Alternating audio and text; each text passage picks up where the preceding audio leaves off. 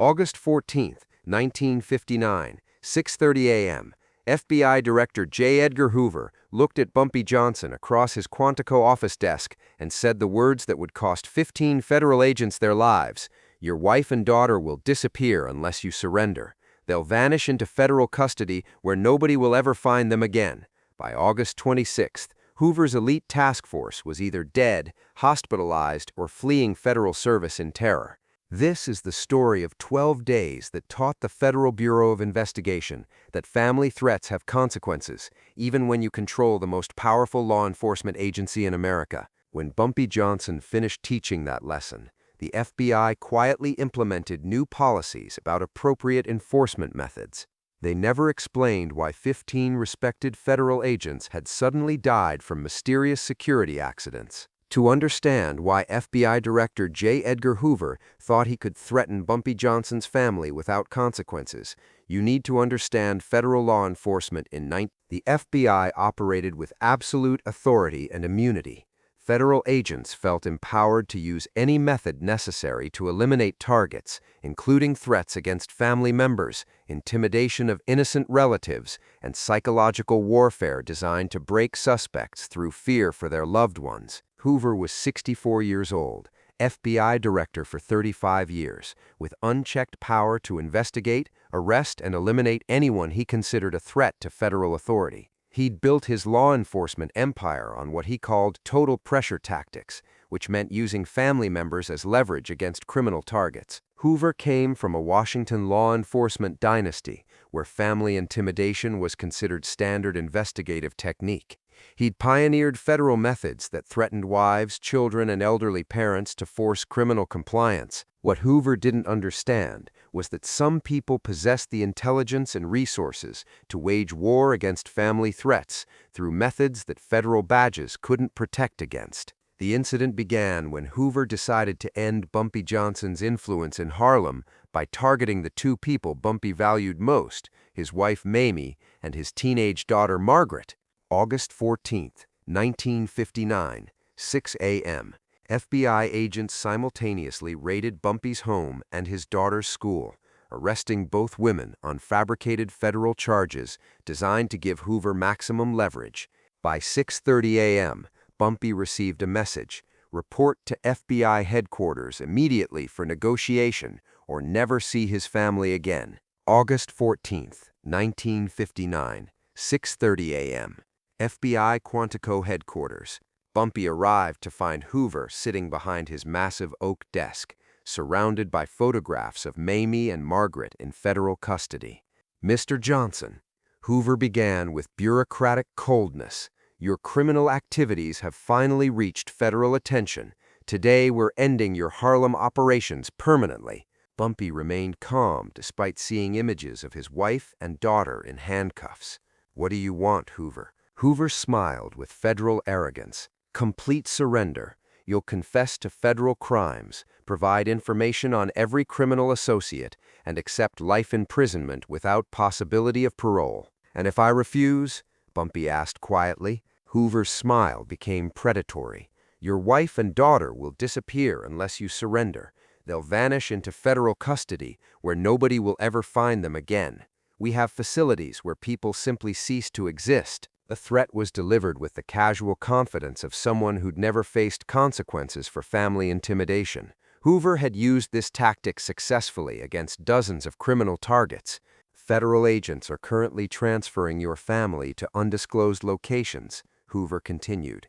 "They could be anywhere in America, or they could be at the bottom of federal interrogation facilities that don't officially exist." Throughout this family threat, Bumpy sat perfectly still, his eyes fixed on Hoover, with an intensity that should have warned the FBI director he was making a fatal mistake. Finally, Bumpy spoke with deadly calm. "Director Hoover, you just made a decision that's going to cost you everything you value in your federal world." Hoover laughed with law enforcement authority. "Are you threatening the Federal Bureau of Investigation? We control more power than you could comprehend." "I don't make threats," Bumpy replied. "I make promises.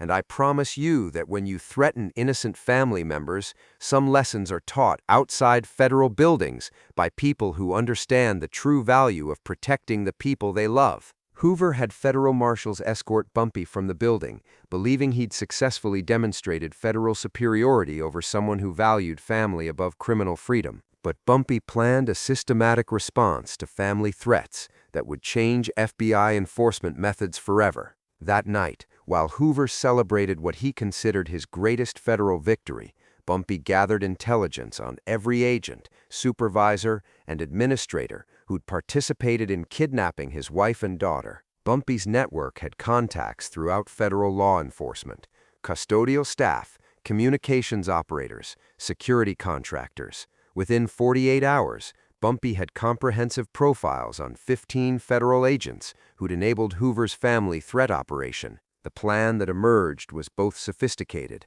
and terrifyingly appropriate. Instead of street violence, Bumpy would eliminate Hoover's agents through security accidents that appeared natural but demonstrated that federal authority had lethal limits when used against innocent family members. 15 agents would die over 12 days from security-related accidents that appeared random but were precisely engineered demonstrations of family protection. August 16th, Day 2. Special Agent Michael Stevens, who'd arrested Mamie at gunpoint, died when his federal vehicle's brakes failed during high-speed pursuit training, sending him over a cliff at Quantico. August 17th, Day 3. Special Agent Patricia Murphy, who'd handcuffed Margaret at school, was killed when federal firing range equipment exploded during weapons qualification, sending metal fragments through her body. August 18th, Day 4. Special Agent Robert Crawford, who designed the family kidnapping operation, died from apparent heart attack in FBI headquarters elevator that had been modified to deliver cardiac arrest-inducing stress. August 19th, Day 5. Special Agent Sarah Wilson, who transported Mamie to federal custody, was found dead from apparent accidental overdose when someone replaced her prescription medication with lethal combinations. August 20th, Day 6.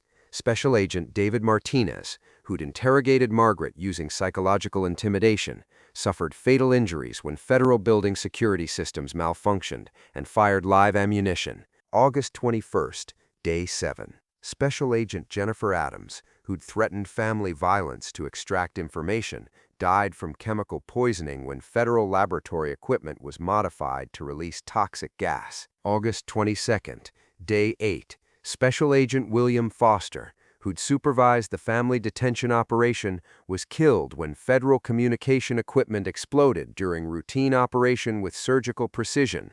August 23rd, Day 9. Special Agent Margaret Thompson, who'd processed family kidnapping paperwork, died from electrocution when federal computer systems delivered lethal voltage through her workstation. August 24th, Day 10. Special Agent Thomas Riley, who'd chosen the secret detention facilities, was found dead from apparent suffocation when federal building ventilation was modified to deliver toxic gas.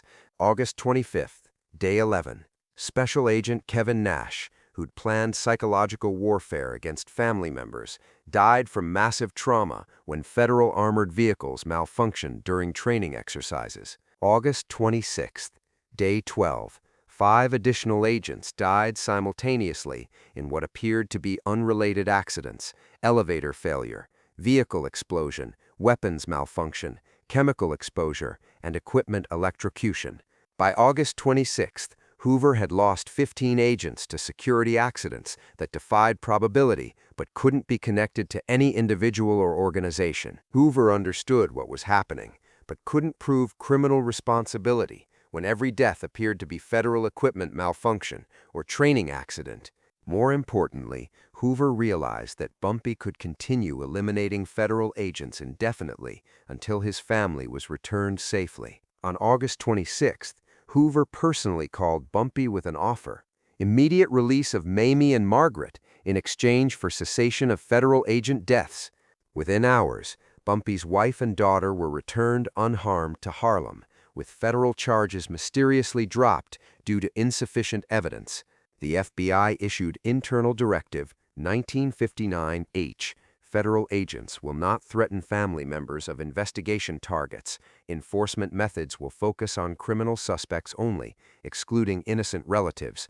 Word spread throughout federal law enforcement that someone had systematically eliminated FBI agents without evidence. This influenced law enforcement behavior and federal policies for decades. Federal investigators found no criminal evidence, but the systematic agent deaths remained privately understood throughout the Bureau. The story became FBI folklore, shared as a cautionary tale about maintaining professional enforcement standards and avoiding family intimidation tactics. Hoover never again authorized family threats against criminal targets. The FBI implemented comprehensive policies protecting innocent family members from federal intimidation. The psychological impact on remaining FBI personnel was profound. Agents who had witnessed 15 colleagues die in 12 days understood that certain lines should never be crossed, regardless of federal authority or bureaucratic orders. Years later, FBI training manuals included classified sections about family protection protocols without directly referencing the 1959 incident. New agents learned through whispered warnings about the importance of limiting enforcement actions to actual criminal suspects rather than innocent family members. This is the story of 12 days that taught the Federal Bureau of Investigation that family threats have consequences, even when you control the most powerful law enforcement agency in America. When Hoover threatened to make Bumpy's wife and daughter disappear into federal custody, he thought government power would protect him.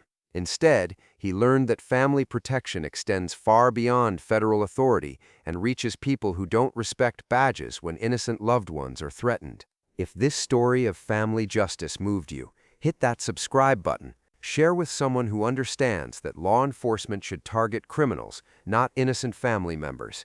In comments, was Bumpy's response to family threats justified? Next week, we're revealing classified FBI files sealed for 60 years.